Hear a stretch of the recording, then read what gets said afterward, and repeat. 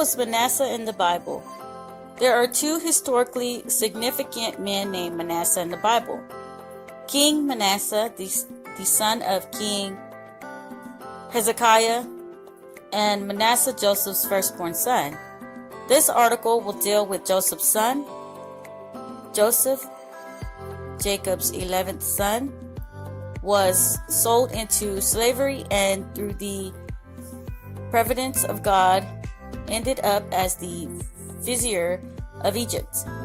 In that land he married Asenath, daughter of Potiphar, priest of On. Genesis chapter 41 verse 50. Asenath was the mother of Manasseh. Manasseh's name literally means making forgetful. Joseph said he chose this name because God has made me forget all my trouble and all my father's household. Genesis chapter 41 verse 51. Joseph had a new life in Egypt and a new family. Joseph and Asenath had a second son, Ephraim. Later, Joseph's father Jacob and Joseph's brothers and their family moved to Egypt to escape a famine. When Jacob was about to die, Joseph brought his sons to him for a patriarchal blessing. Jacob basically adopted the boys as his own sons, Genesis chapter 48 verse 5, so that they would share in his inheritance. Manasseh and Ephraim are among the 12 tribes of Israel that inherited territory in the Promised Land. Joseph intended for Jacob to bless Manasseh more than Ephraim, since Manasseh was the firstborn and the customary representative of the birthright. However, Jacob chose to give Ephraim the greater blessing, even though Joseph objected. Jacob said, "Manasseh too will become a people, and he too will become great. Nevertheless, his younger brother will be greater than he, and his descendants will become a group of nations." Genesis chapter 48 verse 19. These words came to pass much later when Moses took a census of all the children of Israel. Manasseh had 32,200 descendants who were aged 20 and over and able to go to war. And Ephraim had 40,500. Numbers chapter 1, verse 32 through 35. From then on, the tribe of Ephraim, the younger, is most always listed before that of Manasseh, the older. See Numbers chapter 2, verse 18 through 20.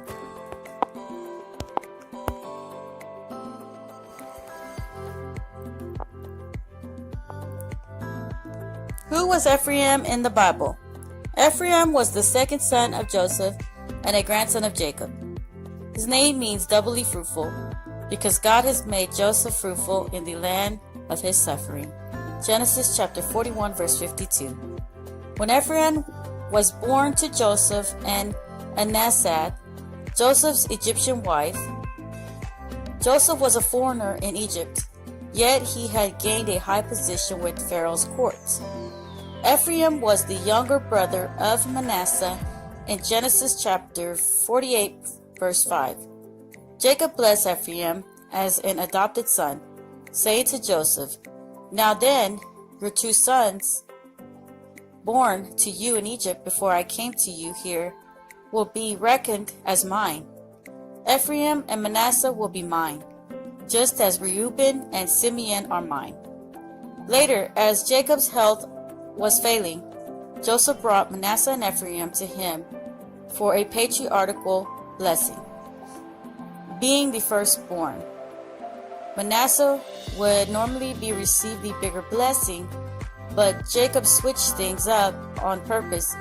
As Joseph guided his two sons towards Jacob, he made sure Manasseh was on Jacob's right side and Ephraim, the younger of the two sons, was Jacob's left side. Genesis chapter 48 verse 13. But as Jacob extended his hands, he crossed his arms so that his right hand was placed on Ephraim's head. Joseph began to object, but his father assured him that he knew what he was doing. Verses 17 through 19. In this way, Ephraim was given precedence over his older brother, Manasseh. Genesis chapter 48, verse 14.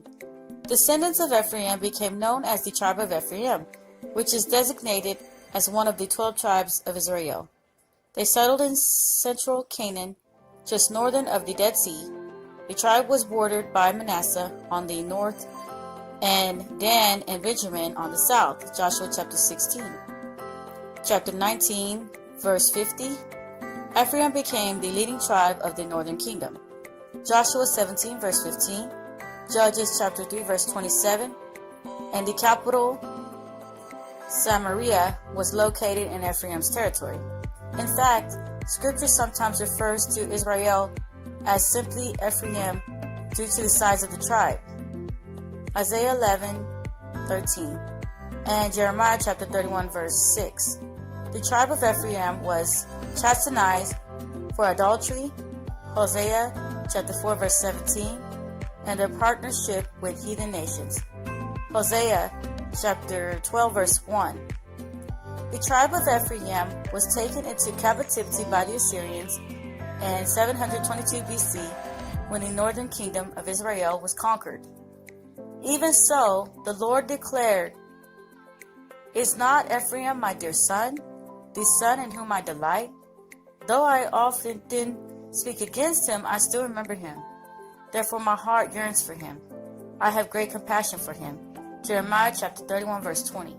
Notable figures from the tribe of Ephraim include Joshua chapter 19, verse 50, Samuel, 1 Samuel chapter 1, verse 1, Jeroboam, the first king of the divided kingdom in the north, 1 Kings chapter 12, verse 25. After the Babylonian captivity, some of the descendants of Ephraim settled in Jerusalem. 1 Chronicles chapter 9, verse 3.